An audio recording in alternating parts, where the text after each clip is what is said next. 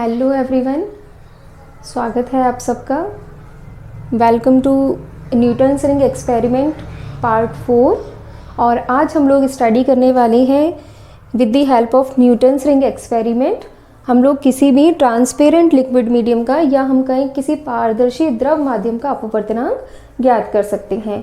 इससे पहले हम लोग न्यूटन्स रिंग एक्सपेरिमेंट का एक्सपेरिमेंटल सेटअप और उसका इंटरफेरेंस पैटर्न किस टाइप का आता है इसको हम लोग स्टडी कर चुके हैं।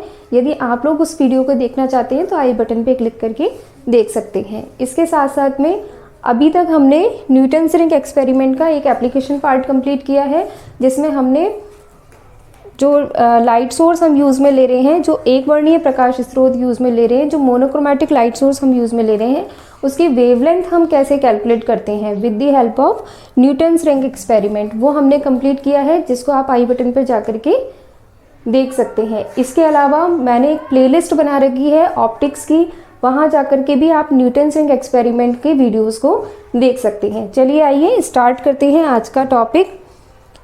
देखिए टॉपिक क्या है अपने पास में, determination of refractive index of a transparent liquid bye Newton's ring experiment. मतलब न्यूटन्स रिंग एक्सपेरिमेंट जो है उसके दो मेन यूटिलिटीज़ हैं। पहला तो आप किसी भी प्रकाश स्रोत की तरंगदैर्घ्य ज्ञात कर सकते हैं।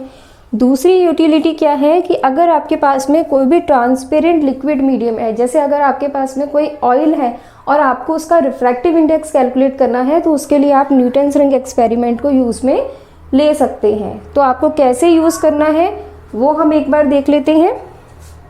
देखिए यहाँ हम सबसे पहले एक विस्तृत प्रकाश स्रोत यूज़ में लेंगे, मतलब आपके पास में एक ब्रॉड लाइट सोर्स होना चाहिए। इस ब्रॉड लाइट सोर्स से आने वाली लाइट को हमने इंसिडेंट किया किस पर, इस कांच की प्लेट पर। और ये जो कांच की प्लेट है ये लाइट के रेस्पेक्ट में 45 डिग्री पे इंक्लाइंड की हुई है, ठीक है। अब जैसे ही लाइट जो है वो इस कांच की प्लेट पर जाएगी और यहाँ से रिफ्लेक्ट होगी। रिफ्लेक्ट होने के बाद में लाइट का मैक्सिमम पार्ट है ना, लाइट का मैक्सिमम पार्ट जो है वो इस प्लेनो कॉन्वेक्स लेंस और ग्लास प्लेट के कॉम्बिनेशन पर इंसिडेंट होगा।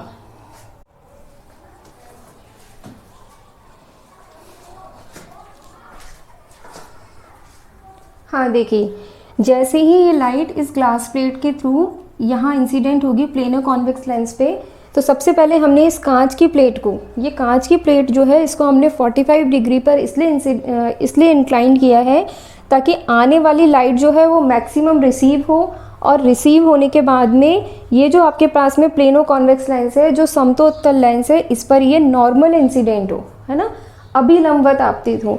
जब ये लाइट यहाँ अभिलंबवत आपतित होगी तो यहाँ इंसिडेंट होने के बाद में ये प्लेनो कॉन्वेक्स लेंस के साथ में ये ग्लास प्लेट रखा हुआ है, और प्लेनो कॉन्वेक्स लेंस और ग्लास प्लेट के मध्य में हम ऐसा इमेजिन करते हैं कि एक वायु की फिल्म बनी हुई है ना, एक वायु की फिल्म बनी हुई है, एक एयर की लेयर बनी हुई है।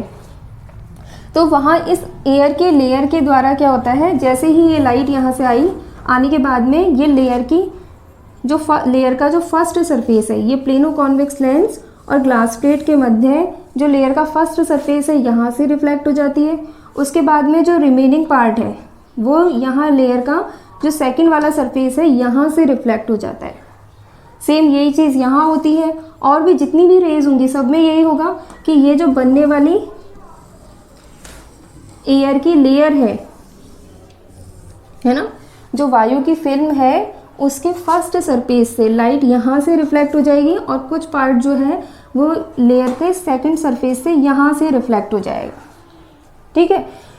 अब ये जितनी भी रिफ्लेक्टेड रेज है ये आगे जाके अपने मार्ग में एक दूसरे से अध्यारोपित होती हैं, और अध्यारोपण के फलस्वरूप अपने पास में यहाँ एक इंटरफेरेंस पैटर्न मिलता है। तो वो इंटरफेरेंस पैटर्न को हम स्टडी कर सकते हैं किसके थ्रू, माइक्रोस्कोप के थ्रू। और ये जो माइक्रोस्कोप है मीन्स जैसे आपके पास में प्लेनो ग्लास प्लेट है, उसमें प्लेनो कॉन्वेक्स लेंस रखा हुआ है, और फिर आप आईपीस के थ्रू उसमें से देख रहे हैं, तो आपको फ्रिंजेस कहाँ मिलेंगी, यहाँ बनी हुई मिलेंगी। कहाँ, ये जो प्लेनो कॉन्वेक्स लेंस और ग्लास प्लेट है इनके मध्य इस जगह है ना, और वृत्ताकार फ्रिंजेस मिलेंगी, ठीक है। तो अभी तक हम लोगों ने जो स्टडी किया उससे हम लोग जानते हैं कि अगर मेरे पास में एनवी अदीप्त फ्रिंज है, एनवी अदीप्त फ्रिंज है, तो हम क्या करेंगे, सूक्ष्मदर्शी की सहायता से उसका डायमीटर कैलकुलेट कर लेंगे। ये मैंने आपको लास्ट वीडियो में बताया है, इसका फोकस सेट करके हम फ्रिंजेस का डायमीटर कैसे सेट करते हैं। ठीक है, तो अब यहाँ पर अगर मेरे पास में एन बी अदीप्त फ्रिंज है तो उसका व्यास कितना आएगा, व्यास D N equals to √4n lambda R. N तो आपके पास में फ्रिंज का नंबर है, लैम्डा क्या है, जो आपने प्रकाश स्रोत यूज़ में लिया है उसकी तरंग दैर्ध्य है, और आर क्या है, जो हमने समतुत्तल लेंस यूज़ में लिया है उसकी रेडियस है। अब मैंने क्या किया, यहाँ पर इसको स्क्वायर कर लिया, D N square equals to 4n lambda R. ठीक है, अब मैंने क्या किया, ये सूक्ष्मदर्शी जो है इसमें पहले मैं एन बी फ्रिंज पर थी। अब मैंने क्या किया, अब मैं यहाँ से कितनी फ्रिंज आगे चली गई, जैसे सपोज किया मैं यहाँ चली गई, अब मैंने क्रॉस वायर को यहाँ सेट कर दिया, तो मैं जो मेरे पास में एन बी फ्रिंज थी उससे कितना आगे चली गई, 1 2 फ्रिंज आगे चली गई। ऐसे ही सपोज किया मैं कितनी फ्रिंज आगे चली गई, एन से पी फ्रिंज आगे चली गई, तो यहाँ पर एन प्लस पी बी अदीप्त फ्रिंज का व्यास D N plus P equals to कितना हो जाएगा, ये आएगा अपने पास में रूट में हम n की जगह क्या लिख देंगे, n plus P lambda R. ठीक है, अब यहाँ पर हमने क्या किया, इसको स्क्वायर किया तो ये हो गया D N plus P square equals to 4n plus P lambda R. जब आप ये आपके पास में जो इक्वेशन नंबर 1 है इसको मैं हटा देती हूँ,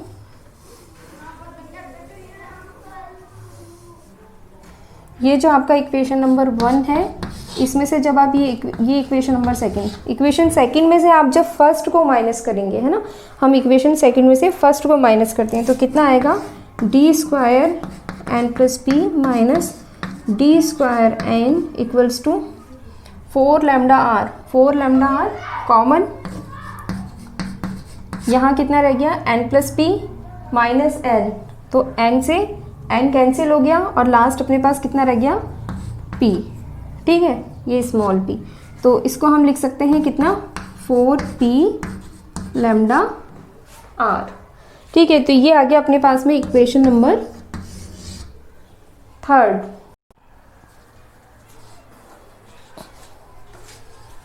हाँ देखिए क्या इक्वेशन मिला हमें, D square N plus P minus D N square equals to 4p lambda R. अब हमें क्या करना है, जिस भी पारदर्शी माध्यम का हमें रिफ्रैक्टिव इंडेक्स कैलकुलेट करना है उस मीडियम की, है ना, जैसे सपोज किया आपने कोई ऑयल लिया तो उस ऑयल को आपको क्या करना है, प्लेनो कॉन्वेक्स लेंस और ग्लास प्लेट के मिड में कुछ बूंदें डाल देनी है, और उससे क्या होगा कि वो जो बूंदें हैं वो यहाँ स्प्रेड हो जाएंगी, है ना। तेल, जैसे अगर आपको किसी तेल का रिफ्रैक्टिव इंडेक्स कैलकुलेट करना है तो हमने उस तेल की कुछ बूंदों को हमने यहाँ डाल दिया, अब वो यहाँ स्प्रेड हो जाएगी, तो क्या होगा, आने वाली लाइट जैसे ही प्रकाश स्रोत से आएगी और ग्लास प्लेट से रिफ्लेक्ट होगी, तो इंसिडेंट होने के बाद में जब वो यहाँ से रिफ्लेक्ट होगी तो यहाँ जो हमें लेयर मिलेगी वो ऑयल की लेयर मिलेगी, है ना। ये जो यहाँ जो अपने पास में वायु की फिल्म थी इसकी जगह कौन सी लेयर मिलेगी, जो ऑयल हमने डाला है उस ऑयल से लाइट जो है वो रिफ्लेक्ट होकर के आएगी। और अभी तक अपने पास में वायु की फिल्म थी जो अपने पास में एक विरल माध्यम था, अब हमने जो ऑयल यूज़ किया है वो एयर के कंपैरिजन में कैसा है, डेंसर मीडियम है, एक सघन माध्यम है। तो यहाँ जब सघन माध्यम होगा तो धीरे यहाँ पर जो अपने को व्यतिकरण प्रतिरूप मिलेगा, वहाँ उसमें व्यतिकरण प्रतिरूप के अंदर जैसे ये व्यतिकरण प्रतिरूप है तो इस व्यतिकरण प्रतिरूप में जो फ्रिंजेस हैं उनका व्यास जो है वो थोड़ा कम हो जाएगा, है ना, थोड़ा सा ये जो इंटरफेरेंस पैटर्न है ये श्रिंक हो जाएगा, सिकुड़ जाएगा। ठीक है, ऐसा क्यों होता है वो भी हम एक्सप्रेशन में देख लेते हैं। देखिए बाय डिफ़ॉल्ट आपके पास में एक्सप्रेशन क्या आता है, एन वी अदीप्त फ्रिंज, एन वी अदीप्त फ्रिंज का व्यास, जब आपके पास में यहाँ वायु की फिल्म की जगह कोई ऐसा माध्यम हो जिसका अपवर्तनांक कितना है, म्यू है, तो ये expression D N equals to कितना आता है, 4n lambda R upon mu in the root, है ना, ये एक्सप्रेशन आता है। अब जब मेरे पास में पहले जब वायु की उपस्थिति थी तब एन वी फ्रिंज का डायमीटर कितना था, डी एन, अब जब तेल की उपस्थिति है तो एन वी फ्रिंज का डायमीटर कितना हो जाएगा, डी एन डैश ले लेते हैं इसको, ठीक है। तो एक्सप्रेशन कितना आ गया मेरे पास में यहाँ पर, ये आ जाएगा D N dash square equals to 4n lambda R upon mu. इसको मैं देती हूँ इक्वेशन नंबर 4। ये कब है, ये तेल की उपस्थिति में है ना।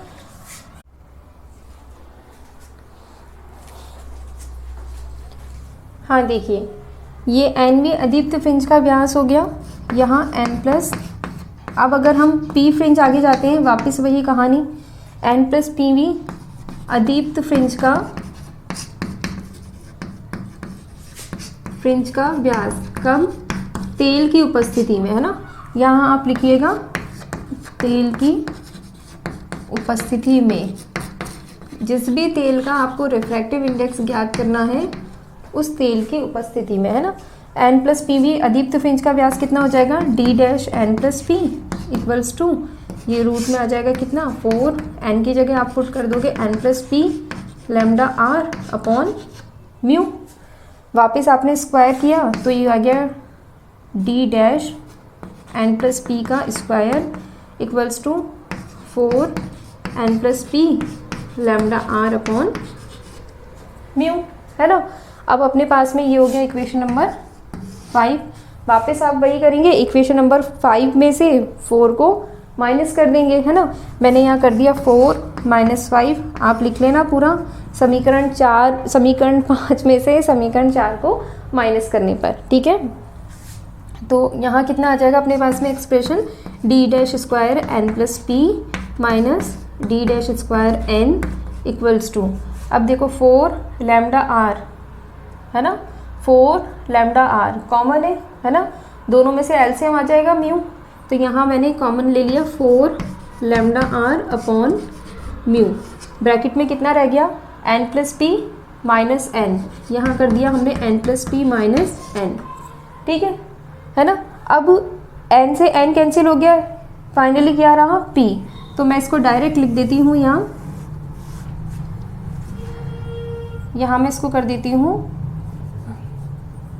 P, जो यहाँ रहा मैंने उसको यहाँ लिख दिया 4P और यहाँ कर दिया एक्सप्रेशन में लैम्डा R।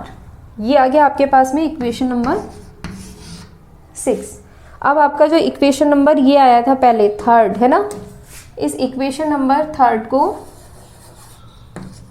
ये इक्वेशन नंबर थर्ड और ये इक्वेशन नंबर 6, आपको क्या करना है, थर्ड में 6 का डिवाइड कर देना है, ठीक है। कैसे डिवाइड करना है, अब मैं इस डायग्राम को हटा देती हूँ, यहाँ बता देती हूँ आप लोगों को।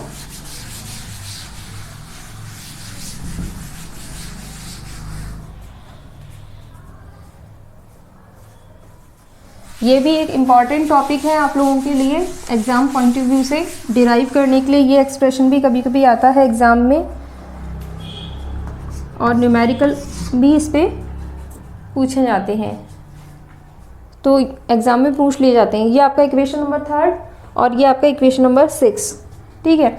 तो यहाँ हमने क्या किया, दोनों को डिवाइड कर दिया, कैसे, p में डिवाइड करना है 6 का, तो कितना आ जाएगा, डी स्क्वायर, यहाँ लिख लेती हूँ मैं डी स्क्वायर, ये आपके पास में है n plus P minus D square N, ये आ गया D square N equals to 4p lambda R, तो ये हमने लिख दिया 4p lambda are divide by, अब ये कितना है, D dash square N plus P minus D dash square N, तो यहाँ हमने कर दिया D dash square N plus P minus D dash square N equals to 4p lambda R upon mu, है ना, 4p lambda R upon mu. दोनों को आप डिवाइड करेंगे, है ना, डिवाइड करेंगे तो यहाँ म्यू जो है ये ऊपर चला जाएगा, तो म्यू को मैं इस साइड ले लेती हूँ और एक्सप्रेशन कितना बन जाएगा, इससे ये कैंसिल हो जाएगा, D square N plus P minus D square N upon D dash square N plus P minus D dash square N. ये तो आ गया आपके पास में एक्सप्रेशन बाय डेरिवेशन।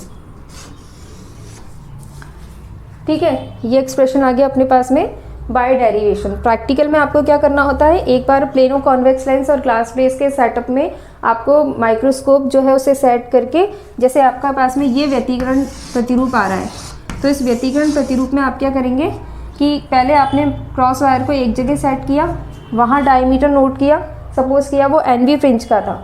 जब अपने पास में प्लेनो कॉन्वेक्स लेंस और ग्लास प्लेट का कॉम्बिनेशन है वायु की फिल्म के साथ, तब आपने क्या किया, यहाँ डायमीटर नोट कर लिया, वो आपके पास में आया DN। अब आपने क्या किया, क्रॉस वायर को शिफ्ट किया और आप ले गए N+PV फ्रिंज के लिए। P आपके पास कोई भी वैल्यू हो सकती है, जैसे अगर आपने सपोज किया आप 2 फ्रिंज आगे गए तो P की वैल्यू कितनी हो गई, 2 हो गई है ना, तो हम N+PV फ्रिंज पे आ गए। अब हमने क्रॉस वायर यहाँ सेट किया और माइक्रोस्कोप से DN+P के लिए रीडिंग ले ली। उसके बाद में हमें क्या करना है, वही समतुल्य लेंस और ग्लास प्लेट के मध्य जिस भी तेल के लिए रिफ्रैक्टिव इंडेक्स डिटरमाइन करना है उसकी कुछ बूंदें डाल देनी है। वापस हमें माइक्रोस्कोप से हम इंटरफेरेंस पैटर्न को देखेंगे, तो इंटरफेरेंस पैटर्न जो है वो थोड़ा सा श्रिंक हो जाएगा। क्यों श्रिंक हो जाएगा, क्योंकि यहाँ भी हम देख रहे हैं कि जो अदीप्त फ्रिंज का व्यास है, जो डायमीटर है, वो इन्वर्सली प्रोपोर्शनल है माध्यम के अपवर्तनांक म्यू के। इसीलिए जब हम तेल डालते हैं तो इंटरफेरेंस पैटर्न में फ्रिंजेस जो है वो थोड़ा श्रिंक हो जाएंगी। वापस हमें वही करना है, NB फ्रिंज पर रीडिंग लेनी है और N+PV फ्रिंज पर रीडिंग लेनी है। ये दोनों वैल्यूज़ आपके पास आ जाएंगी। ये चारों वैल्यूज़ आने के बाद में आप यहाँ माइनस करेंगे या माइनस करेंगे और इसको सॉल्व कर लेंगे, तो माध्यम का अपवर्तनांक म्यू आपको मिल जाएगा। ठीक है, अब इसको एग्जाम पॉइंट ऑफ व्यू से हमें कैसे लिखना है वो भी हम एक बार देख लेते हैं।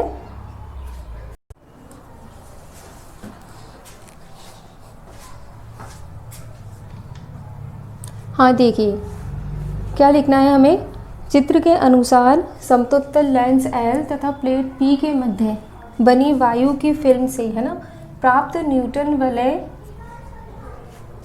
वलय में किसी भी NV तथा N+PV फ्रिंज का व्यास क्रमशः DN तथा DN+P, है ना, NV फ्रिंज का व्यास DN और NV फ्रिंज का व्यास DN और N+PV फ्रिंज का व्यास DN+P, है ना। इसको हम क्या करेंगे, पहले माइक्रोस्कोप की सहायता से ज्ञात कर लेंगे।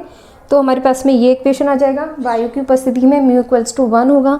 अब हम क्या करेंगे, वही ऑयल की कुछ बूंदें डाल देंगे, कांच की प्लेट तथा लेंस के मध्य तेल जिसका अपवर्तनांक ज्ञात करना हो उसकी कुछ बूंदें डाल देते हैं।